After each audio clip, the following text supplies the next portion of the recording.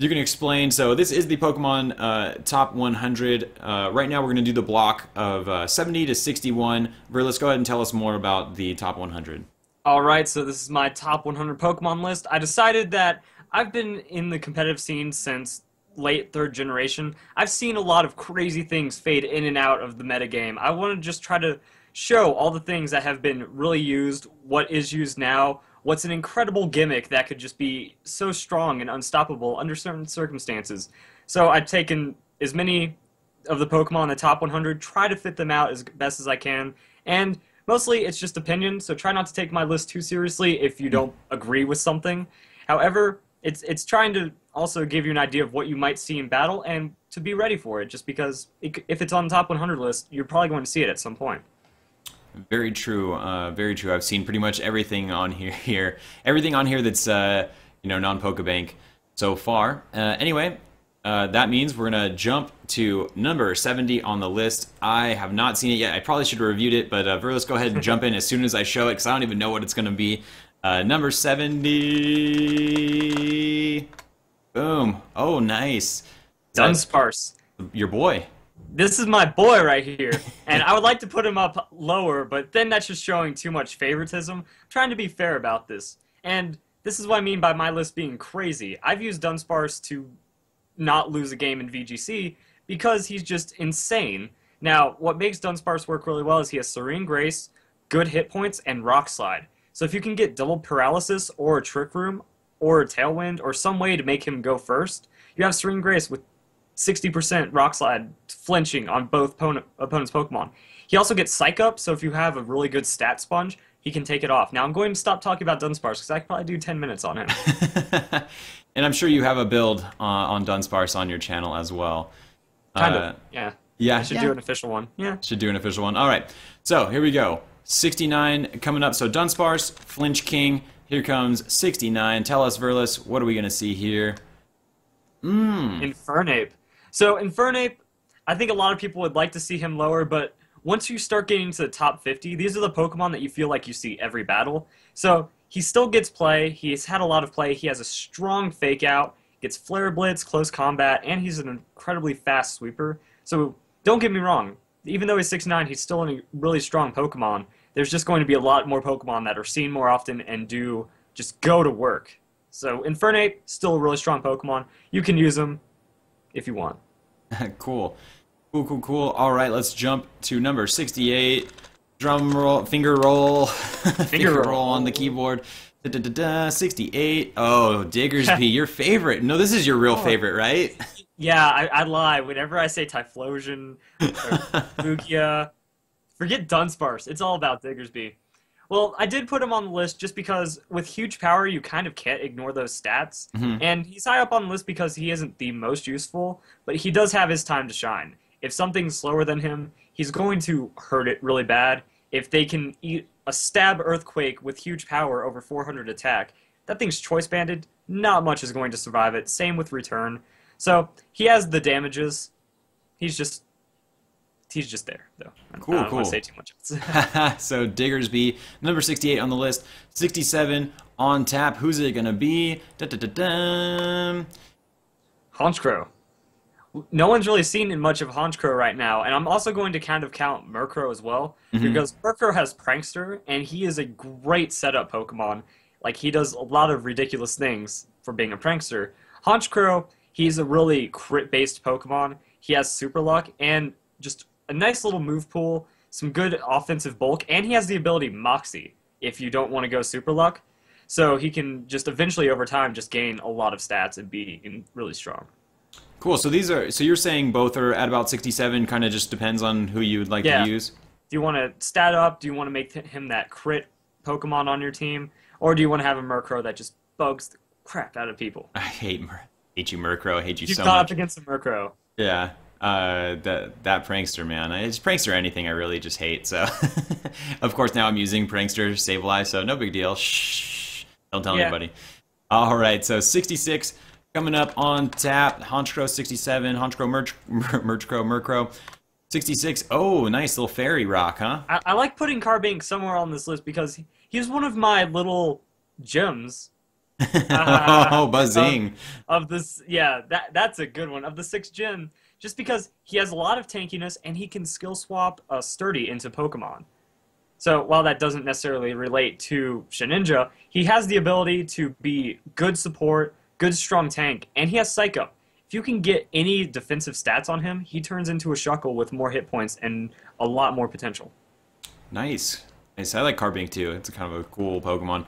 All right, 65 on tap. Who's it gonna be? Verlis. Oh, nice. Doublade or Doublade. I don't know how to pronounce it Me right now. neither. But so the thing is, Aegislash to me is the most technical Pokemon ever. If you can play Aegislash correctly, you are looking at a pretty much guaranteed win in some cases because two Swords Dances into Shadow Sneak, not much can stop it.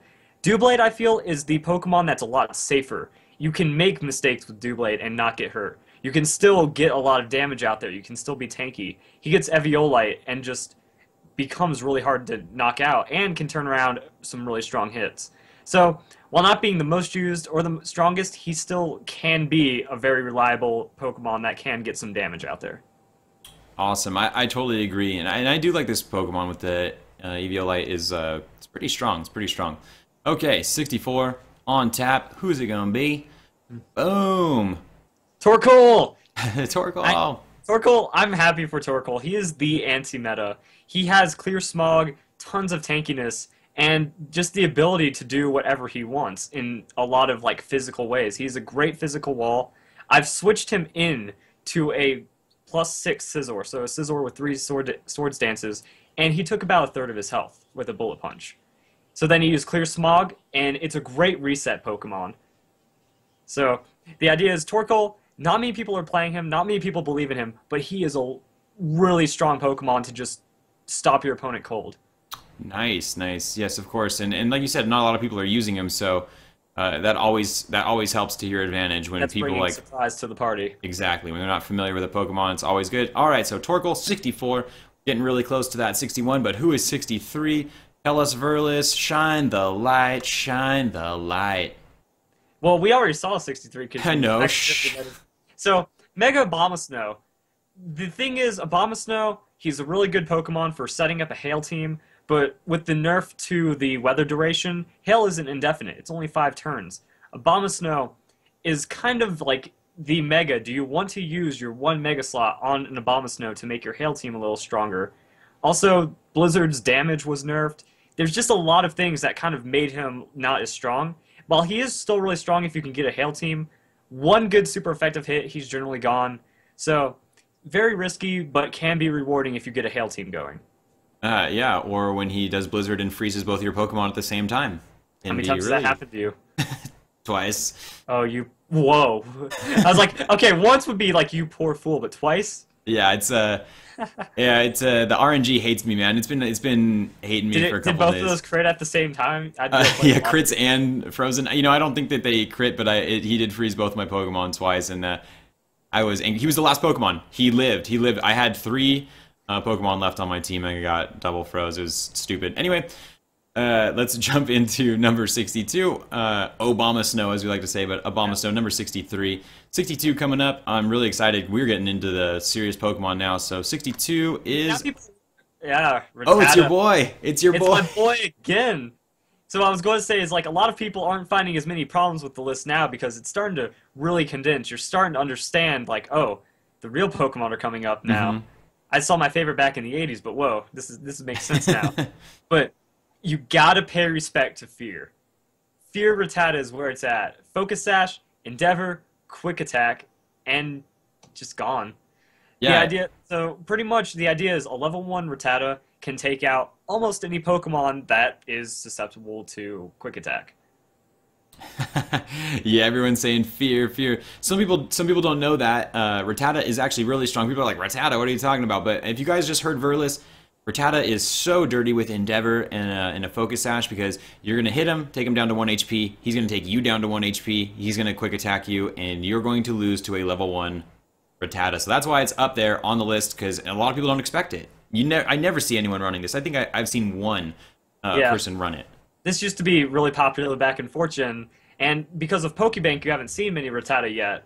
So this is going to be something fun that people love throwing out. Yeah, it's gonna be cool. I'm excited to see some Rattatas soon. All right, Fear Aaron. All right, so here we go. Number 61. That is this block of 10 right here, and it's gonna be. I'm excited. I don't know who it is. Oh, that's my boy, Machamp. Yeah. We did a review on Machamp, and he's on the list because no guard dynamic punch. If you can find a way to hit something, a lot of damage and a confusion. If they hit themselves, that's a KO. One thing that people don't understand about Machamp, though, is he can be tanky. You give him Protect, you give him Leftovers, he can also get Bulk Up. So you become a physical wall that dishes out tons of damage. You can also put him on Trick Room Team, and you're going to be getting that dynamic punch on pretty much priority.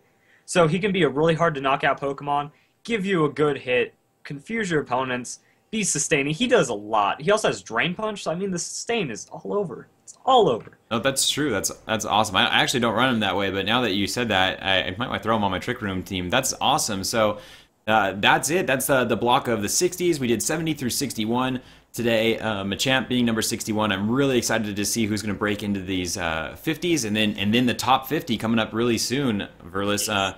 So definitely, guys, you can check out more content by following either me and Verlis on YouTube down there. And Verlis, again, I don't know if you want to explain to people that may have just caught the end of the video that, you know, this is not who's Smogon, who's VGC. This is not Smogon. This is not exclusively VGC. This is every Pokemon that's ever in competitive play in any form that isn't legendary.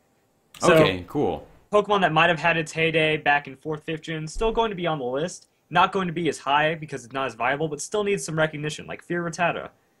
Also, this goes off of how I've played a bit. So the Pokemon that have generally worked best for me through my little strategies, even though it's more surprise than being raw power, it can still be incredibly strong. Awesome, awesome.